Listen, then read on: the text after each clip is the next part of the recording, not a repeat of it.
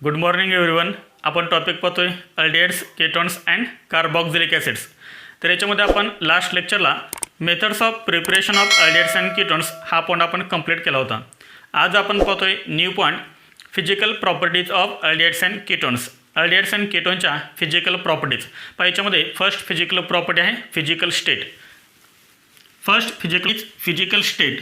First physical properties physical state. याच्यामध्ये आपण first point लिहिलं आहे मिथॅनल HCHO. मिथॅनल HCHO हे मिथॅनल हे IUPAC नेम आहे. याचं कॉमन नेम काय? याचं कॉमन नेम आहे formaldehyde. Formaldehyde is pungent smelling gas. तर फॉर्माल्डिहाइड हा कसा आहे? गॅसच्या फॉर्ममध्ये आहे. फॉर्माल्डिहाइड म्हणजेच मिथॅनल HCHO हा कोणत्या फॉर्ममध्ये आहे? गॅसच्या फॉर्ममध्ये आहे. आणि याचा जर स्मेल तुम्ही पाहिला तर याचा स्मेल कसा आहे? पंजंट. म्हणजे काय? जर समजा आपण जर फॉर्माल्डिहाइडचा स्मेल घेतला तर आपल्या नॉईजमध्ये काय होतात? झिंझिण्या येतात. म्हणजे याचा स्मेल आपल्याला नको वाटतो, झिंझिण्या येतात. तीव्रचा याचा स्मेल आहे. समजलं आहे? फर्स्ट पॉईंट काय? Methanal that is formaldehyde HCHO is pungent smelling gas. गॅसच्या फॉर्ममध्ये आहे, लक्ष ठेवा. पुढे याच्यामध्ये आपण ब्रॅकेटमध्ये केलेले 40% aqueous solution of formaldehyde is called formalin. किती पर्सेंट आहे? 40%. 40% ॲक्वियस सोल्युशन ऑफ फॉर्माल्डिहाइड म्हणजे HCHO. म्हणजे तुम्ही HCHO घेतला आणि तो जर वॉटरमध्ये डिझॉल्व केला त्याचं किती पर्सेंट सोल्युशन बनवायचं? 40%. लक्ष ठेवा. किती पर्सेंट? 40%. जर तुम्ही याचं ॲक्वियस सोल्युशन बनवलं. ॲक्वियस सोल्युशन कधी म्हणतो आपण? जर वॉटरमध्ये तयार केलं असेल तर ते सोल्युशन कोणतं असतं? Aqueous solution. आणि 40% ॲक्वियस सोल्युशनला काय म्हणतात? फॉर्माल्डिहाइडच्या फॉर्मेलिन असं म्हणतात. याच्यावरती एक ऑब्जेक्टिव्ह पण तयार झालेला आहे पहा. This is called formalin. What is mean by formalin? 40% aqueous solution of formaldehyde. Aqueous solution of formaldehyde is called formalin. समजलं? फॉर्मेलिन म्हणजे काय? तर 40% aqueous solution of formaldehyde is called formalin. तुम्हाला विचारू शकतात ऑब्जेक्टिव्हमध्ये 10%, 20%, 30%, 40%. तर किती पर्सेंट सोल्युशन असतं फॉर्मेलिन? म्हणजे 40%. कशाचं असतं? फॉर्माल्डिहाइडचं असतं. काय म्हणतात? फॉर्मेलिन असं म्हणतात. लक्षात पहा. तुम्ही बायोलॉजीच्या लॅबमध्ये, प्रॅक्टिकल लॅबमध्ये जे तुम्ही स्पेसिस बघितले असतील, बायोलॉजिकल जे स्पेसिस असतात त्याच्यामध्ये जे लिक्विड असतं ते लिक्विड कोणतं असतं? फॉर्मेलिन. म्हणजे बायोलॉजिकल स्पेसिस प्रिझर्व करण्यासाठी याचा यूज केला जातो, फॉर्मेलिनचा यूज केला जातो. त्यानंतर याच्यामध्ये पहा सेकंड पॉईंट आहे इथेनॉल. इथेनॉलचा फॉर्म्युला काय? CH3CHO. कॉमन नेम काय सांगा बरं याचं? याचं कॉमन नेम आहे ॲसिटाल्डिहाइड. इथेनॉल हे IUPAC नेम आहे. इथेनॉलचं कॉमन नेम काय आहे? ॲसिटाल्डिहाइड. याचा फॉर्म्युला काय? CH3CHO. आणि हे आहे लिक्विडच्या फॉर्ममध्ये, volatile liquid. This is volatile liquid. Volatile liquid म्हणजे काय? ज्याचा बॉइलिंग पॉईंट कमी असतो. लो बॉइलिंग लिक्विड जे असतं त्या लिक्विडला आपण काय म्हणतो? होलॅटाईल लिक्विड म्हणतो. होलॅटाईल लिक्विड म्हणजे लक्षात ठेवा लो बॉइलिंग लिक्विड. म्हणजे ज्याचा बॉइलिंग पॉईंट कमी असतो अशा लिक्विडला आपण काय म्हणतो? होलॅटाईल लिक्विड. आणि नॉन होलॅटाईल लिक्विड म्हणजे काय असतं? ज्याचा बॉइलिंग पॉईंट जास्त असतो. ज्याचा बॉइलिंग पॉईंट जास्त असतो अशा लिक्विडला आपण काय म्हणतो? Non volatile liquid. याचा बॉइलिंग पॉईंट किती आहे? याचा बॉइलिंग पॉईंट आहे 21 डिग्री सेल्सिअस. याचा बॉइलिंग पॉईंट किती आहे? 21 डिग्री सेल्सिअस. म्हणजे केल्विनमध्ये किती होणार आहे? 294 केल्विन. समजलं? हे 21 डिग्री सेल्सिअस आहे. त्यामुळे हे जे लिक्विड आहे ते लिक्विड कसं आहे? होलॅटाईल लिक्विड आहे. समजला? सेकंड पॉईंट काय सांगायचं आहे? Ethanal that is acetaldehyde is volatile liquid. The boiling point of acetaldehyde is 21 degree Celsius. एकदम इझी आहे. त्यानंतर थर्ड पॉईंट पहा aldehydes and ketones up to 11 carbon atoms are colourless liquids. Up to 11 carbon atoms म्हणजे पहा हा आहे फर्स्ट फॉर्माल्डिहाइड, हा आहे सेकंड फॉर्माल्डिहाइड. पहा याच्यामध्ये कार्बोनेटम किती? 2 आहेत. म्हणजे C3 to C11 are colourless liquid. म्हणजे ज्या अल्डिहाइड्समध्ये आणि केटॉन्समध्ये 3 पासून 11 कार्बोनेटम असतात असे जे अल्डिहाइड्स आणि केटॉन्स आहेत ते कोणत्या फॉर्ममध्ये आहेत? Colourless liquid. कोणत्या फॉर्ममध्ये आहेत? Colourless liquid. लक्ष ठेवा इम्पॉर्टंट पॉईंट आहे. C3 to C11 are colourless liquids. पुढे aldehydes and ketones higher members are solids. Higher member म्हणजे किती सांगा? C12 पहा C11 पर्यंत कसे आहेत? Colourless liquid. C12 onwards higher members म्हणजे कोणते? C12 onwards R solids. म्हणजे ज्या अल्डिहाइड्समध्ये आणि केटोनमध्ये 12 कार्बन ॲटम आहेत किंवा 12च्या पुढे आहेत असे जे ॲल्डिहाइड्स आणि केटोन असतात ते कोणत्या फॉर्ममध्ये असतात? सॉलिडच्या फॉर्ममध्ये असतात. समजलं सर्वांना? तर ही होती आपली first physical property, physical state. Note करा हे. सेकंड फिजिकल प्रॉपर्टी आहे odour. Second physical property is odour. First point, aldehydes and ketones have pleasant smell. Aldehydes आणि केटोनचा जो स्मेल आहे तो स्मेल कसा आहे? प्लीझंट आहे. प्लीझंट म्हणजे काय? तर प्लीझंट म्हणजे आल्हाददायक, आनंददायक. फक्त फॉर्माल्डिहाइडचा जो स्मेल आहे तो कसा आहे? पंजंट आहे. यांचा स्मेल, अल्डिहाइड्स आणि केटोनचा स्मेल हा कसा आहे? प्लीझंट आहे. प्लीझंट म्हणजे काय? एक आनंददायक आहे आणि त्यामुळे याचा यूज कुठे केला जातो? परफ्युम्समध्ये. याचा यूज कुठे केला जातो? परफ्युम्समध्ये. पहा second point, naturally occurring aldehydes and ketones use in blending of perfumes. Naturally occurring aldehydes and ketones use in blending of perfumes. Blending of perfumes म्हणजे जे हाय क्वालिटी परफ्युम्स असतात, हाय क्वालिटी परफ्युम्स त्यांच्यामध्ये aldehydes आणि केटोनचा use केला जातो कारण यांचा जो स्मेल आहे तो स्मेल कसा आहे? प्लीझंट आहे, चांगला स्मेल आहे. त्यानंतर density. Third is density. Density of aldehydes and ketones less than water. Aldehydes असो किंवा केटोन असो, वॉटरच्या डेन्सिटीपेक्षा यांची डेन्सिटी कशी आहे? कमी आहे. लेस दॅन वॉटर. लेस दॅन वॉटर डेन्सिटी ऑर्डर पहा. The density of water is greater than aldehydes और केटॉन्स. म्हणजे वॉटरचे डेन्सिटी हे अल्डिहाइड्स आणि केटॉन्सपेक्षा जास्त आहे. समजलं सर्वांना? मग मला सांगा, जर तुम्हाला मी एक बीकर दिला आणि त्या बीकरमध्ये वॉटर आणि अल्डिहाइड मिक्स केलं. वॉटर आणि अल्डिहाइड जर मिक्स केलं तर वरचा लेअर कोणता असेल आणि खालचा लेअर कोणता असेल? अप्पर लेअर कोणता असेल आणि लोअर लेअर कोणता असेल? इथे सर्वांच्या लक्षात लेस दॅन वॉटर डेन्सिटी. इथे मी 2 लेअर काढलेत. हा जो लोअर लेअर आहे तो कशात असेल आणि हा जो अप्पर लेअर आहे तो कशात असेल? डेन्सिटी जास्त कोणाची आहे? डेन्सिटी आहे वॉटरची जास्त. त्यामुळे वॉटर काय असेल? लोअर लेवल असेल. म्हणजे हे काय असेल? वॉटर आणि हे काय असेल? अल्डिहाइड असेल. आलं लक्षात? Less than water. The density of aldehydes and ketones less than water. Note करा हे. 4 नंबर फिजिकल प्रॉपर्टी आहे सोल्युबिलिटी. 4 नंबर फिजिकल प्रॉपर्टी आहे solubility. First point, aldehydes and ketones up to 4 carbon atoms are miscible with water. Aldehydes and ketones up to 4 carbon atoms are miscible with water. म्हणजे ज्या अल्डिहाइड्समध्ये आणि केटॉन्समध्ये 4 carbon ॲटमपर्यंत म्हणजे ज्या अल्डिहाइड्समध्ये आणि केटॉन्समध्ये 4पर्यंत carbon item आहेत असे जे अल्डिहाइड्स आणि केटॉन्स आहेत ते वॉटरमध्ये कशा आहेत? ते वॉटरमध्ये आहेत मिसिबल. म्हणजे जर तुम्ही अल्डिहाइड्स आणि केटॉन्स 4 कार्बन ॲटमपर्यंतचे जर तुम्ही वॉटरमध्ये डिझॉल्व केले तर ते डिझॉल्व होतात. याचाच अर्थ काय? ते मिसिबल विथ वॉटर. लक्ष ठेवा, कोणते अल्डिहाइड्स आणि केटॉन्स? ज्या अल्डिहाइड्समध्ये आणि केटॉन्समध्ये 4पर्यंत कार्बन ॲटम असतात. म्हणजे फॉर्माल्डिहाइड, ॲसेटाल्डिहाइड, प्रोपिओनल्डिहाइड आणि ब्युटरल्डिहाइड. म्हणजे मिथॅनल, इथॅनल, प्रोपॅनल आणि ब्युटॅनल हे जे अल्डिहाइड्स आहेत हे अल्डिहाइड्स वॉटरमध्ये काय आहेत? मिसिबल आहेत. म्हणजे ते सोल्युबल होतात. रिझन काय? रिझन इम्पॉर्टंट आहे. Because they form intermolecular hydrogen bonding with water. कोणता वर्ड इम्पॉर्टंट आहे? Intermolecular. This word is very very important. Why aldehydes and ketones are miscible with water. तर त्याचं एकमेव रिझन काय? Due to formation of intermolecular hydrogen bonding with water. जर तुम्ही water बेकरमध्ये घेतलं आणि याच्यामध्ये जर तुम्ही अल्डिहाइड्स आणि केटॉन जर ॲड केले तर अल्डिहाइड्स आणि केटॉन्स काय करतात?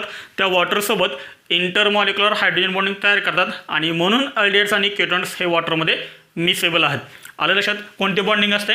तर intermolecular hydrogen bonding with water. आणि खाली डायग्राम काढायचे आहे इंटरमॉलिक्युलर हायड्रोजन बॉन्डिंगचे. इंटरमॉलिक्युलर हायड्रोजन बॉन्डिंग म्हणजे काय? पहा, this is carbonyl group, this is also carbonyl group. अल्डिहाइड्समध्ये आणि केटॉन्समध्ये तुम्ही अल्डिहाइड घ्या किंवा केटॉन घ्या त्याच्यामध्ये एक ग्रुप कॉमन आहे. तो म्हणजे कोणता? Carbonyl group. This is carbonyl group. आपल्याला माहीत आहे oxygen carries partial negative charge, carbon atom carries partial positive charge. पाठीमाग आपण हे पाहिले. वॉटरमध्ये सांगा, वॉटरमध्ये हायड्रोजन ॲटमवरती चार्ज कोणता आहे? Positive charge. आणि ऑक्सिजन ॲटमवरती चार्ज कोणता आहे? Negative charge. हायड्रोजन ॲटमवरती पॉझिटिव्ह चार्ज. इथे पहा कार्बोनिल ग्रुप आहे हा. Oxygen is more electronegative, therefore it carries partial negative charge. Carbon atom carries partial positive charge. आता लक्षात इकडं अल्डिहाइड असो किंवा केटॉन असो हा ग्रुप त्याच्यामध्ये असणारच. काय होणार? पहा, negatively charge oxygen, negatively charge oxygen कुणाचा, अल्डिहाइड्सचा किंवा कीटोनचा, तो काय करतो, हा जो वॉटर आहे त्या वॉटरमध्ये जो पॉझिटिव्हली चार्ज हायड्रोजन आहे त्याच्यासोबत तो काय तयार करतो, हा बॉन्ड तयार करतो and this is called hydrogen bond. इथे काय तयार करेल, तो हायड्रोजन बॉन्ड तयार करेल. This is called hydrogen bond and this bonding is known as intermolecular hydrogen bonding. INTER inter म्हणजे काय, जेव्हा दोन मॉलिक्युलमध्ये हायड्रोजन बॉन्डिंग तयार होते तेव्हा त्या बॉन्डिंगला आपण काय म्हणतो, इंटरमॉलिक्युलर हायड्रोजन बॉन्डिंग म्हणतो. एक मॉलिक्युल कोणता आहे, हा अल्डिहाइड किंवा कीटोन, आणि दुसरा मॉलिक्युल कोणता, हा वॉटर. याच्यामध्ये काय तयार होतो, हायड्रोजन बॉन्ड तयार होतो आणि दोन मॉलिक्युलमध्ये होतो आणि त्यामुळे आपल्याला काय म्हणतोय, इंटरमॉलिक्युलर हायड्रोजन बॉन्डिंग. समजले सर्वांना. जर तुम्हाला क्वेश्चन विचारला why aldehydes and ketones are miscible with water, तर त्याचं एकमेव रिझन काय आहे, due to formation of intermolecular hydrogen bonding with water. आलं लक्षात. त्यानंतर न्यू पॉईंट पहा, solubility is inversely proportional to molar mass. Solubility is inversely proportional to molar mass. As the molar mass of aldehydes or ketones increases, solubility decreases. Molar मासला कशाने inversely proportional. पहा, molar mass जर समजा decrease झालं तर solubility काय होणार, increase होणार. हे समजतं सर ना, हे इन्व्हर्सली प्रोपोर्शनल रिलेशन आहे.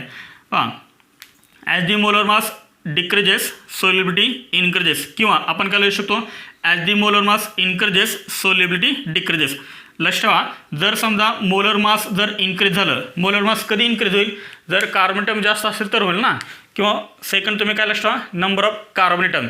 Solubility is inversely proportional to number of carbon. As the carbon increases solubility decreases. Reason काय असेल सांगा बरं. हां, तुमच्यासमोर मी दोन अल्डिहाइड करतोय, CH3 CH2 CH2. This is प्रोपॅनल आणि सेकंड आहे CH3 CH2 CH2 CH2 CHO. This is पेंटॅनल. हा प्रोपॅनल आहे आणि हा पेंटॅनल आहे. याच्यामध्ये कार्बन जास्त आहेत म्हणजे याची सोल्युबिलिटी काय झाली, कमी झाली. पण का कमी झाली, ॲज दी molar mass increases solubility decreases. पण का डिक्रीज होते सोल्युबिलिटी, तर त्याचं रिझन काय पहा, इथे हा आहे non polar part. This is hydrocarbon part आणि हायड्रोकार्बन पार्ट हा कसा असतो, non polar. This is non polar part. इथे हा जो पार्ट आहे तो पार्ट कसा आहे, non polar. This is non polar part. आता मला सांगा, नॉन पोलर जर तुम्ही पोलरमध्ये डिझॉल्व केलं तर डिझॉल्व होईल का, नॉन पोलर जर तुम्ही पोलरमध्ये डिझॉल्व केलं तर त्यात डिझॉल्व होईल का, नाही होणार. Like dissolves like. आलं लक्षात. हां, नॉन पोलर, इथे नॉन पोलर हा पार्ट आहे CH3 CH2 प्रोपॅनलमध्ये आणि पेंटॅनलमध्ये हा आहे नॉन पोलर पार्ट. म्हणजे नॉन पोलर पार्ट जास्त कुठं आहे, तर इथे आहे ना. नॉन पोलर पार्ट कुठं आहे, इथे आहे जास्त. म्हणजे as the non polar part increases solubility decreases. कारण वॉटर हे कोणतं सॉल्व्हंट आहे, वॉटर हे सॉल्व्हंट कोणतं आहे, पोलर आहे. आणि जर तुम्ही नॉन पोलर पार्ट जर इन्क्रीज करत गेलात वॉटरमध्ये तर त्याची सोल्युबिलिटी काय होणार, कमी कमी होत जाणार. समजलं सर्वांना. त्यानंतर याच्यामध्ये next point, aldehydes and ketones are soluble in organic solvents. Aldehydes आणि केटोन्स हे अल्डिहाइड्स आणि केटोन्स हे ऑर्गॅनिक सॉल्व्हंटमध्ये मात्र ते कशात सोल्युबल आहेत. वॉटरमध्ये काय होतं, सोल्युबिलिटी कमी कमी होत होते. As the number of carbon increases solubility decreases. पण हे अल्डिहाइड्स आणि केटोन्स कम्प्लीट सोल्युबल कशामध्ये आहेत, तर ऑर्गॅनिक सॉल्व्हंट्समध्ये. कोणते आहेत ऑर्गॅनिक सॉल्व्हंट, तर इथर आहे, बेन्झिन आहे, क्लोरोफॉर्म आहे, एटसेट्रा. समजलं सर्वांना. इथर, बेन्झिन, क्लोरोफॉर्ममध्ये अल्डिहाइड्स आणि केटोन्स हे कसे आहेत, सोल्युबल आहेत. फक्त लक्षात, वॉटरमध्ये कोण सोल्युबल आहे, ज्या अल्डिहाइड्स आणि केटोन्समध्ये 4पर्यंत कार्बन आहेत ते सोल्युबल आहेत. त्याच्या पुढे जर तुम्ही गेलात, जसं मोलर मास इन्क्रीज होत जाईल तशी सोल्युबिलिटी काय होत जाते, कमी होत जाते. आलं लक्षात. नोट करा ही. 5 नंबर फिजिकल प्रॉपर्टी आहे बॉइलिंग पॉईंट. याच्यावरती आपल्याला थेअरीमध्ये, JEEमध्ये आणि नीटमध्ये सुद्धा क्वेश्चन विचारू शकतात. पाठीमागं आपण एक क्वेश्चन अल्कोहोल्स, फेनॉल्स अँड इथर्समध्ये पाहिलं होता. पहा, आलं लक्षात. बॉइलिंग पॉईंटवरती आपल्याला क्वेश्चन विचारू शकतात. इम्पॉर्टंट फिजिकल प्रॉपर्टी आहे. बॉइलिंग पॉईंटमध्ये फर्स्ट पॉईंट काय, aldehydes and ketones. Aldehydes and ketones have higher boiling point. Aldehydes and ketones have higher boiling point than the corresponding alkanes. म्हणजे अल्केनपेक्षा अल्डिहाइड्स आणि केटोनचा बॉइलिंग पॉईंट जास्त आहे. अल्डिहाइड्स आणि केटोनचा boiling point हा अल्केनपेक्षा जास्त आहे. रिझन काय, तर रिझन काय आहे, due to dipole interactions. Due to dipole interactions. आपल्याला 11वीमध्ये एक टॉपिक होता स्टेट्स ऑफ मॅटर, त्याच्यामध्ये आपल्याला झालं होतं डायपोल इंटरॅक्शन्स. आता डायपोल इंटरॅक्शन्स म्हणजे काय पहा, this is carbonyl group. Carbon carries partial positive charge, oxygen carries partial negative charge. पहा आपल्याला काय पाहायला मिळालं याच्यामध्ये, 2 पोल पाहायला मिळाले, एक पॉझिटिव्ह पोल एक negative pole. This is called dipole. पहा हा second dipole, C double bond O, this is partial positive charge, this is partial negative charge. This is second dipole. हा फर्स्ट डायपोल आणि हा second dipole. याच्यामध्ये काय असतं, हे इंटरॅक्शन. याच्यामध्ये काय असतं, अट्रॅक्शन. त्याला आपण काय म्हणतो, डायपोल अट्रॅक्शन म्हणतो. आणि डायपोल अट्रॅक्शन हे स्ट्रॉंग असतं दॅन अल्केन. अल्केनमध्ये काय, तर अल्केनमध्ये लंडन फोर्स आहे, नॉन पोलर मॉलिक्युल आहे. अल्केन हा कसा आहे, नॉन पोलर आहे. अल्डिहाइड्स आणि केटोन्स हे कसे आहेत, पोलर आहेत. आणि पोलर असल्यामुळे यांच्यामध्ये आपल्याला काय पाहायला मिळतं, डायपोल इंटरॅक्शन पाहायला मिळतं. आणि डायपोल इंटरॅक्शनमुळे अल्डिहाइड्स आणि केटोनचा बॉइलिंग पण हा अल्केनपेक्षा जास्त आहे. लक्षात ठेवा, अल्डिहाइड्स आणि केटोनचा बॉइलिंग पण हा अल्केनपेक्षा जास्त आहे. रिझन काय त्याचं, तर त्याचं रिझन आहे अल्डिहाइड्स आणि केटोन्समध्ये काय असतात, डायपोल इंटरॅक्शन असतात. आणि डायपोल इंटरॅक्शन असल्यामुळेच अल्केनपेक्षा यांचा बॉइलिंग पण जास्त असतो. समजलं सर्वांना. त्यानंतर second point, aldehydes and ketones have lower boiling point. आता इथं काय आला, lower boiling point. Aldehydes and ketones have lower boiling point than the corresponding carboxylic acids and alcohols. Carboxylic ॲसिडचा बॉइलिंग पॉईंट हा अल्डिहाइड्स आणि केटोनचा जो बॉइलिंग पॉईंट आहे तो कार्बोक्सिलिक ॲसिड्स आणि अल्कोहोलपेक्षा कमी आहे.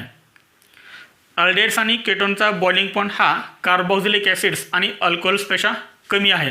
तर त्याचं रिझन काय, तर त्याचं रिझन आहे ड्यू टू ॲब्सेन्स. काय म्हणलं इथं पहा, due to absence of intermolecular hydrogen bonding. Absence of intermolecular hydrogen bonding.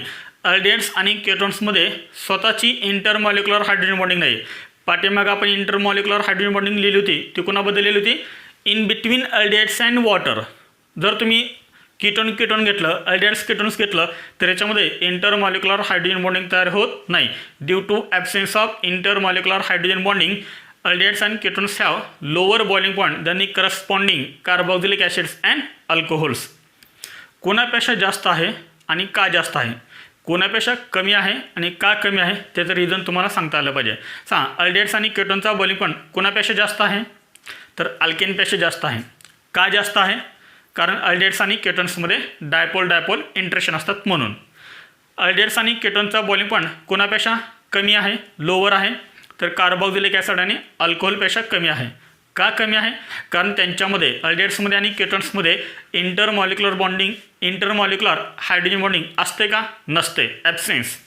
Absence of intermolecular hydrogen bonding. समजलं सर्व नाही. त्यानंतर सर्वात महत्त्वाचं आहे boiling point order. Boiling point order काय, carboxylic acids have higher boiling point than the corresponding alcohols than ketones than aldehydes than ethers alkanes. Carboxylic acid म्हणजे काय माहिती आहे, कार्बोक्सिलिक ॲसिड म्हणजे RCOH. इथे मी लिहितो आहे कार्बोक्सिलिक ॲसिड हे आपण जनरली कसं लिहितो, RCOH. अल्कोहोल्स आपण कसं लिहितो, ROH. केटोन्स आपण जनरली कसं लिहितो, RC double bond OR'. Aldehydes कसे लिहितो आपण, RC double bond OH. Ethers कसे लिहितो आपण, ROR'. आणि अल्केन्स आपण कसे लिहितो, RH. ह्या सर्व कंपाऊंड्समध्ये कोणाचा बॉइलिंग पॉईंट जास्त आहे, तर कार्बोक्सिलिक ॲसिडचा बॉइलिंग पॉईंट जास्त आहे, कारण याच्यामध्ये एक स्ट्रॉंग इंटरमॉलिक्युलर हायड्रोजन बॉन्डिंग असते. आपण ह्याच टॉपिकमध्ये आपला जो थर्ड पार्ट आहे ना कार्बोक्सिलिक ॲसिड, त्याच्यामध्ये आपण हे डिस्कस करणार आहेत, कार्बोक्सिलिक ॲसिडचा बॉइलिंग पॉईंट जास्त का आहे तो. पण ही ऑर्डर लक्षात, ऑर्डरवरती आपल्याला क्वेश्चन विचारतात. लक्षात, तर ऑर्डर काय आहे, carboxylic acids have higher boiling point than the corresponding alcohols than ketones than aldehydes than ethers than alkanes. लक्षात आलं. सर्वात कमी बॉइलिंग पॉईंट कोणाचा आहे, अल्केनचा. आणि सर्वात जास्त बॉइलिंग पॉईंट कोणाचा आहे, कार्बोक्सिलिक ॲसिडचा. राहिलं ऑर्डर लक्षात, एकदम सिम्पल आहे. कार्बोक्सिलिक ॲसिड कोणती ऑर्डर आहे, डिक्रीजिंग ऑर्डर आहे. कोणती आहे, decreasing order of boiling point. Carboxylic ॲसिडचा बॉइलिंग पॉईंट अल्कोहोलपेक्षा जास्त आहे, अल्कोहोलचा बॉइलिंग पॉईंट केटोनपेक्षा जास्त आहे, आणि केटोनचा बॉइलिंग पॉईंट अल्डिहाइडपेक्षा जास्त आहे. तर आपल्याला हे खूप महत्त्वाचं आहे, पहा हे खूप महत्त्वाचं आहे, अल्डिहाइड्स आणि केटोन्स. तर अल्डिहाइड्स आणि केटोन्समध्ये कोणाचा बॉइलिंग पॉईंट जास्त आहे, तर केटोनचा बॉइलिंग पॉईंट जास्त आहे. तर केटोनचा बॉइलिंग पॉईंट जास्त का आहे त्याचं रिझन आपण आत्ताच पाहणार आहेत पुढच्या पॉईंटमध्ये. म्हणजे ह्याच पॉईंटमध्ये आहे, पण पुढचा पॉईंट आपला केटोनचा बॉइलिंग पॉईंट हा अल्डिहाइडपेक्षा जास्त आहे. अल्डिहाइडचा बॉइलिंग पॉईंट इथरपेक्षा जास्त आहे आणि इथरचा बॉइलिंग पॉईंट अल्केनपेक्षा जास्त आहे. नोट करा हे. आता आपण बॉइलिंग पॉईंट ऑर्डर पाहिले. बॉइलिंग पॉईंट ऑर्डर काय होते, कार्बोक्सिलिक ॲसिडचा बॉइलिंग पॉईंट हा सर्वात जास्त होता. कुणापेक्षा, अल्कोहोलपेक्षा. अल्कोहोलचा बॉइलिंग पॉईंट होता केटोनपेक्षा जास्त, केटोनचा अल्डिहाइडपेक्षा जास्त, अल्डिहाइडचा इथरपेक्षा जास्त आणि इथरचा अल्केनपेक्षा जास्त. आपण पाहतो टॉपिक अल्डिहाइड्स आणि केटोन्स. अल्डिहाइड्स आणि केटोनचं मोलर मास सेम असतं जर सेम कार्बन असतील तर. अल्डिहाइड्स आणि केटोनचा मॉलिक्युलर फॉर्म्युला सेम आहे, जनरल फॉर्म्युला सेम आहे आणि त्यामुळे अल्डिहाइड्स आणि केटोनचं सेम मोलर मास असतं जर कार्बन त्याच्यामध्ये सेम असतील तर. एक एक्झाम्पल आपण पाहूया. हा तुमच्यासमोर आहे 3 कार्बन असणारा केटोन आणि हा आहे 3 कार्बन असणारा अल्डिहाइड. याचं नाव आहे ॲसिटोन, याचं नाव आहे प्रोपॅनल. याच्यामध्ये 3 कार्बन आहेत, याच्यामध्ये 3 कार्बन आहेत. याचं जर तुम्ही मोलर मास कॅल्क्युलेट केलं तर ते मोलर मास किती होतं, 58. याचं मोलर मास किती आहे, 58. दोघांचंही मोलर मास सेम आहे. अल्डिहाइडचं पण आणि केटोनचं पण मोलर मास सेम आहे. केटोनचा बॉइलिंग पॉईंट किती आहे, 329 केल्विन, 329 केल्विन. ॲसिटोनचा बॉइलिंग पॉईंट किती आहे, 329. याचा बॉइलिंग पॉईंट किती आहे, 322 केल्विन. म्हणजे केटोनचा बॉइलिंग पॉईंट अल्डिहाइडपेक्षा जास्त आहे. दोघांचं मोलर मास सेम आहे, दोघांचं मोलर मास सेम आहे तरीसुद्धा केटोनचा बॉइलिंग पॉईंट अल्डिहाइडपेक्षा जास्त का आहे, तर त्याचं रिझन आहे डायपोल मोमेंट.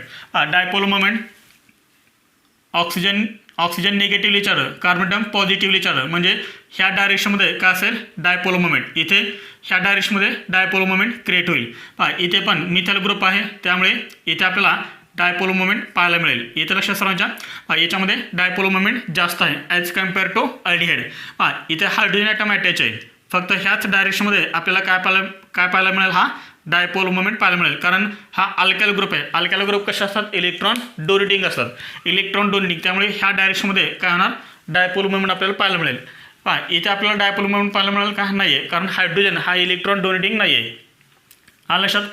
याच्यामुळे केटोनचा डायपोल मोमेंट हा अल्डिहाइडपेक्षा जास्त आहे.